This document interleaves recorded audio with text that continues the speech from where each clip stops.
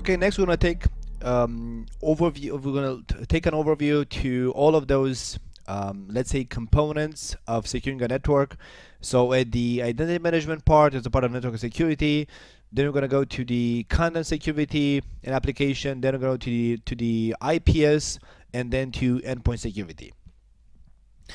So as I said before, identity management is very important because you have to control each asset connected to the network, to authenticate it, and also authorize it so that it doesn't have full network access but only restricted access as it needs. So the challenge is that not only everything has to be authenticated and authorized, like mobiles, tablets, laptops, computers, printers, phones, whatever, but also ideally we would want to control everything from a single point, a centralized point to configure all of those policies, how devices are authenticated and authorized when they are connected to the network. And Cisco has a solution for that. It's called the Cisco ISE, or Identity Services Engine. And this is the core of Cisco security architecture, because as you're going to see in the end, because ISE controls how devices are authenticated when they're connected to the network, and then what access they are being allowed, what are the devices being allowed to do in the network. Then this is the core of Cisco security architecture, because if this solution manages network access, then if, for example, if an endpoint got attacked and it's infected, then we would want ISE to change the authorization of that device. So we're going to isolate that device to be able to do remediation and contain the attack. So if we have one solution, which is ISE, which controls initial network access, then the same solution should restrict network access when a device has been infected, and we have been, of course, we have been notified about that infection, of course, via other security tools implemented in the network. So that's why it's the core of Cisco's security architecture. It's also known as NGN Radius, because we're going to see in a couple it does much. It's in the end, it's a radius engine, but an evolved radius engine with a lot of capabilities back and forth. So it offers centralized secure network access control, who can connect to the network, how is it authenticated, and what is its network access. And also because in a network we have not only our employees connected, and also non-user devices like printers and for example IP phones, we also have guests connected to the network. It makes sense that ISE needs to be able to also support guest services and BYOD. We're going to speak about BYOD a bit later. Bring your own device. Also, in order to be able to restrict network access on a connected device to the network once it has been infected, it means that ISE has to be able to communicate with other security systems, which those security systems which are going to monitor the network and detect when an endpoint got infected, then those solutions are going to tell ISE, hey, we have this endpoint which got infected, instantly cut network access for that endpoint, and so that we contain the attack and we can perform remediation afterwards. And also we're going to see that ISE is able to logically segment the network via TrustSec. We're going to see what TrustSec is. It stands for Trusted Security. So ISE is going to, the main challenge nowadays is, as you're going to see, that okay, we want to authenticate devices and control what devices can do in the network, but it's no longer enough to let's say make that control happen just based on the username, or based on the device type, or based on the IP address of the user. Nowadays we want this technology, which is ISE, when it authenticates devices and allows them access to the network, we would want ISE to give different types of access to the network based on the context of that user. So what that means is that ISE is going to be able to let's say to authorize differently a connected device, so what that device can do in the network, based on, first of all, who is the user or the device. Is that a user, is that an employee, or is that a third party user? Is that a company owned device, or is it a untrusted device, like again from a third party company that we do business to business, and they also need access to our network? From what device did it access the network? So did the user come in from a VPN connection, from a Wi-Fi connection, or from a wired connection? That's going to be also from where did the user access the network. From what device? It means like, was that a mobile phone? Was that a tablet? Was that a laptop? Was that a regular desktop? Because, for example, depending if the user accesses the network via a mobile, not via its laptop, it makes sense that we're going to give to that user different access, because a mobile has limited capabilities on which applications it supports natively, so that clearly that user is gonna need different access from a mobile phone as opposed to a computer or a laptop. When did the user access the network? Because, for example, you can imagine that in general, users are accessing the network at pretty much, let's say, regular hours. Like, for example, if I sees that a VPN connection came in and it has to, okay, of course, authenticate and authorize that VPN user, then, for example, how many times do you see somebody from the, let's say, finance department connecting via VPN at 3 a.m. in the morning? Not that often, right? I mean, the engineers usually connect to the network at 3 a.m. to fix a problem, but from the people from the finance department or from the legal department, very rarely they connect to the VPN at 3 a.m. in the morning. So that may be a big question mark, like, what is this user from the legal department coming in a network via VPN at 3 a.m.? So based on the hours of the connection, we may want to give to the same user different authorizations in the network. How did the user access the network? As I stated, via VPN, Wi-Fi, or wired. And what is the health status of the user system? So we need a way to somehow inspect that device to see if it's infected or not, to see if it has an antivirus installed or not, to see if it has which operating system version, if it has the patches installed or not, because we want to give different access to the network based on the health state of that device. Or if the device is clearly infected, then we want to give no access to the network, because if we give an infected endpoint access to the network, it means that endpoint can infect other endpoints. So this is what a context means.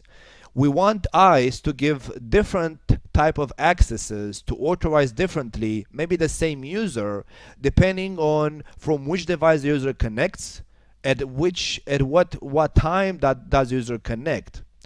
How does the user connect? From the VPN, from a Wi-Fi, or from wireless? And is the health state of that user's device, is that device healthy? Is it compliant with our enterprise policies? And based on that context, that set of attributes, we're going to give to the user different access to the network. So the first step is clearly going to be the authentication part. So to authenticate devices connected to the network.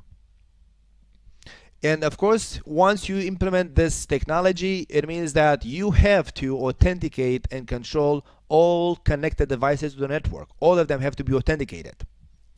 And for that, we have a couple of options to authenticate all devices connected to the network. We can authenticate devices via 802.1x, which is nothing else but EAP in the end, extensible authentication protocol. We're gonna in general perform 802.1x authentication for internal users systems, for our own assets which are belonging to the company, to the enterprise. Or we're going to authenticate those devices via MAB or profiling for systems not supporting 802.1x. In general, those are going to be like non-user systems, like old printers or old IP phones or old video conference systems. Or in the case of authenticating the guests, then we have to authenticate them via the guest web portal. So based on, we have different methods to authenticate users based on the type of the user. Is that an internal, an employee device and user? Also, does that device support .1x or not? Or is that user a guest? Now let's look at .1x authentication part, which ideally in general you're going to use .1x for as many connected devices as you can, because it's the most secure, let's say, option. So .1x components are going to be, we're going to have something which is called the supplicant, or the supplicant is going to be a software on the end user system which is going to be used and configured to perform IP authentication. You can either use the built-in supplicant in the operating system, which all modern systems have that, Windows, Linux, and Mac, or you can use another software which is going to be like, for example, the AnyConnect, which has a module to perform .1x authentication. So that's the supplicant. The supplicant is nothing else but the software which is going to present the authentication credentials to the network to get authenticated. The authenticator is going to be the device which is going to control network access. So the authenticator is where is that user connected to. So it's going to be a VPN gateway, the authenticator, a layer 2 switch, or a wireless LAN controller, because that's the three methods that you can connect any device to a network: via VPN tunnel, via wired infrastructure, or via the wireless infrastructure. So based on the connection type of the user, the authenticator is going to be the VPN gateway, the connected switch, or the wireless LAN controller, or the access point by itself in case you don't have centralized Wi-Fi. And in the end, it's going to be the authentication server, which is going to be nothing else but Cisco ICE, which is going to be the device which is going to receive the credentials from the user and validate those and grant, let's say, specific authorizations to control what that user can access in the network. Now, if you look at the Cisco document in here, which is the chapter 8.1 security summary, I'm going to make use of this just to show you, to visually to show you the those components. So we have the supplicant. This is a Wi-Fi connection, but it's the same process for all types of connections, VPN, Wi-Fi, or .1x. So the supplicant is the device who wants network access. So it's going to be a computer or a mobile device or a laptop with a built-in supplicant. Then the authenticator is going to be either the access point or the wireless LAN controller for a Wi-Fi connection. For VPN, it's going to be the VPN gateway. For wired, it's going to be the layer 2 switch where the user is connected to. And the authentication server, which is going to be the radio server, in our case, is going to be the ICE server. So what happens, fundamentally speaking, the supplicant is going to present its credentials to the authenticator.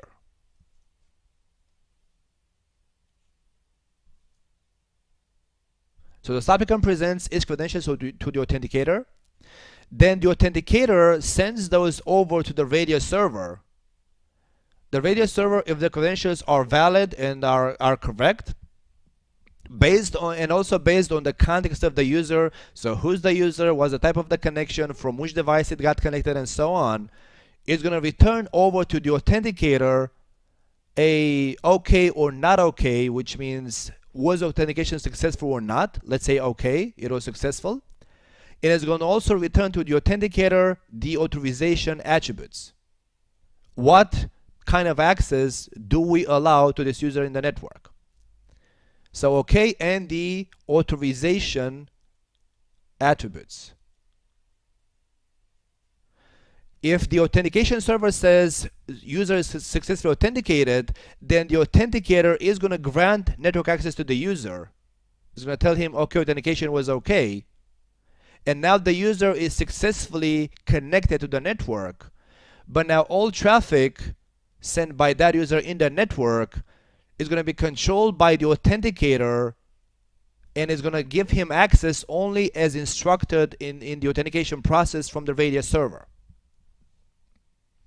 And like as you can see, what happens is that we have those three blocks in there: the supplicant, the authenticator and the authentication server. And from a protocol point of view, between the supplicant and the wallet, between the supplicant and the authenticator, they're gonna speak 802.1x. It's a layer 2 protocol, that's the language. So the supplicant is going to present its credentials for being authenticated to the authenticator via .1x, and then the authenticator is going to translate those credentials over to the I server via radius. So between the supplicant and the authenticator, we speak .1x. Between the authenticator and the authentication server, we speak radius. That's why they're trying to say in here where the .1x portion is and where the radius portion is. But in the end, what it means is nothing else but that between the supplicant and the authentication server, we have a EAP communication. Because EAP stands for Extensible Authentication Protocol, we're going to have a lot of options to authenticate the device as being connected to the network.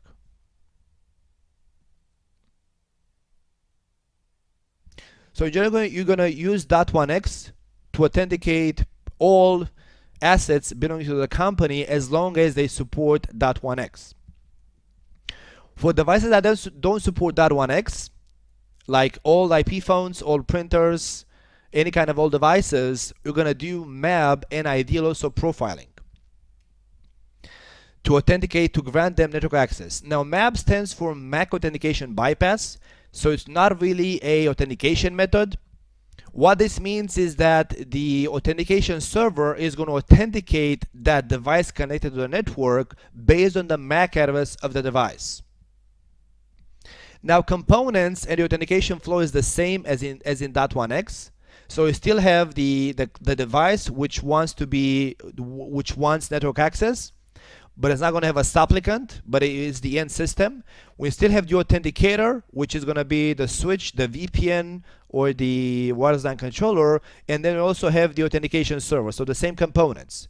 The difference is that this time, because there's no supplicant on this system, we're going to authenticate the user, the device connected to the network, via its MAC address. And of course you can imagine this is not very secure, because the MAC address can be easily spoofed. Like for example, if we would allow this device network access, and we authenticated that device not through .1x but via MAB, then what can happen is that if this user goes off of the network, clearly an attacker can come in here, connect to the Wi-Fi or to the wire switch, and use the MAC address of the user, and he gets the same access as that user. He's going to basically spoof the MAC address of the user which got authenticated successfully before. So because MAB is not really a strong authentication method, we just let the user in the network based on the MAB, on its MAC address. And of course also because you can imagine that if you have, let's say, like hundreds or thousands of devices which don't support .1x, and you want to authenticate those devices via their MAC addresses, it's going to be difficult to populate those MAC addresses statically on the authentication server side. Because the authentication server has to, of course, have configured the MAC addresses of devices which are going to be authenticated via their MAC addresses. So for that reason, because MAC authentication is not really secure and is not scalable as well, we're going to combine MAB with what is called profiling. So what this means is that profiling is going to be nothing else but profiling or fingerprinting the end device. So profiling allows the following. When this device wants network access, the supplicant, not the supplicant, let's say this is a printer which doesn't have a .1x supplicant. So when we connect the printer to the network, and the MAC address is going to be sent over for authentication to the radius server. Then on the radius server on ICE, we can configure profiling. And what this means is that we're going to implement some tools in the network so that ICE is going to be able to know a lot of information about this connected device. Like, is that device a printer? If it's a printer, what kind of printer? Is it an HP printer? What model? Is it a Canon printer? What model? So let's say it's an HP printer in our case. Let's say it's an HP printer model 7000 series or whatever.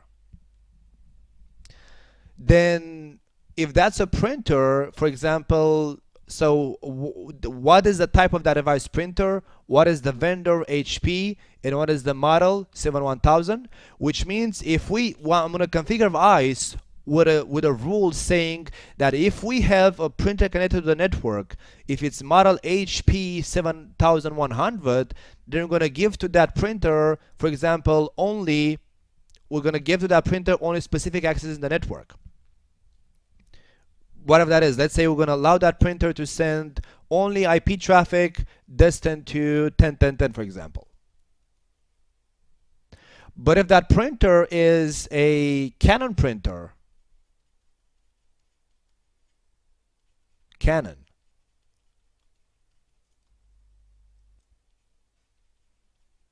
of type, whatever the model, let's say 300 series, then if we have that printer connected to the network, they're going to give that printer network access. We're going to let that printer access resources destined to 10.0.0.0/8, for example, right? So what this means is that ICE is gonna have some built-in tools, and also the network is gonna need those tools configured as well, so that ICE can actually profile what is the type of device connected to the network, so that instead of authorizing the connected devices just based on the MAC address, we authorize them based on the device type, the exact specific device type, which this is clearly more secure and better. Because now, for example, if an attacker comes in the network, if an attacker comes in here and he spoofs the MAC address of one printer, then his fingerprint via profiling is not going to be an HP printer or a Canon printer, which means that ICE is not going to let that user in the network. ICE will know that somebody tries to pretend that it's an HP printer or a Canon printer. So this is why MAP is going to be, in general, combined with profiling. We need a way to profile network devices so we control which devices get access to the network, not which MAC addresses get access to the network. And of course, the last part is going to be the authentication for guests in BIOD. So for visitors, ICE has a built-in customizable web portal. So when users connect to our network guests via Wi-Fi or via wired, we're going to be able to present them with the ICE portal, and of course they're going to get authenticated in there via a username and password. And we can send those credentials to the guests via email, via SMS, or of course printed on a piece of paper. And also ICE has support for BIOD. Now what BIOD means is that it facilitates the use of personal devices for work. So what this means is that, like back in the days when you got hired to a company, it means that they would give you a laptop or a phone, whatever that belongs to the company, so you can perform your work. But for a couple of years ago, when this term was invented and the need came in there, because we want to let users use what they feel comfortable with. So if our internal company policy was to use Linux devices, it doesn't make sense to hire people just based on the fact that do they know Linux or not, so they're going to be able to use a basic computer. So instead of that, we want to just, let our employers be happy so they can use in the network whatever devices they feel comfortable with, like an Android smartphone, an iPhone smartphone, a Windows smartphone, whatever they feel comfortable with, whatever they know how to use. The same thing for laptops. Some users may prefer Windows, some users may prefer Mac, other users may prefer Linux. So because we open ourselves to this challenge in here, then we have to basically allow the users to bring their own devices to the network and use them as corporate assets to get access to the network to be able to perform their day-to-day job. So ICE provides support for this BYOD topic, which means we're going to have a dedicated portal just for BYOD enrollment, where employees can get in that portal, authenticate with let's say with enterprise credentials, and self-enroll their personal devices to show up like corporate-owned devices. So what's going to happen when a user brings in its laptop in the company? Because, for example, as we said before, in general enterprise assets, you want to authenticate them via .1x, not via MAB, because MAB is not secure. So what this means is that if we let those users use their own devices as corporate devices, it means that we would want those devices to use .1x as authentication, not MAB. But then the challenge is that it's not scalable to, tell those users, okay, bring those laptops to the headquarters so we can configure the supplicant, the .1x supplicant. It's not scalable.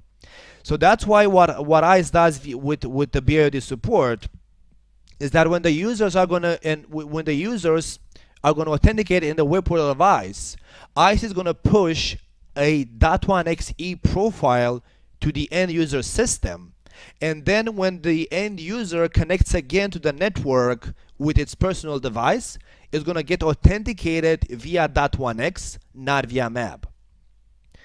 So BYOD support is simple, allows users to bring their own devices to be used as corporate devices to perform their day-to-day job. But to behave like a corporate device, we need that device to get authenticated via .1x. And ICE allows that when the user authenticates in the portal of ICE is going to push down to that user's device a 802.1x profile pre-configured on ICE, so that when the user connects again, he's going to get authenticated via .1x, and of course authorized accordingly and given access in the network to whatever they need to get to access in the network.